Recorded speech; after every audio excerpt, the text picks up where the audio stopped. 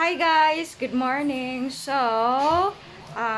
gusto ko lang mag-vlog and I will be making a DIY headpiece, and early in the morning we went to barangay hall to report something kasi nga kaloka guys, yung bakura namin ginawang a garbage dump site. Diyos ko Lord, na-shock kami kasi nga nakapader na siya and then tinapunan pa ng basura. So what I did, I went to the officials and report everything, and then gumawa kami ng tarpaulin na if ever na merong doon, merong fee.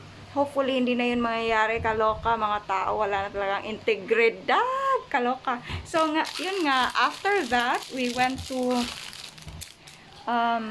mga errands, and then right now I'm here sa bahay.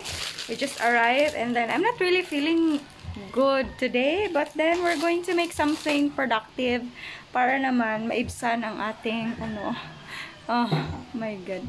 Okay, we're going to make na DIY headpiece.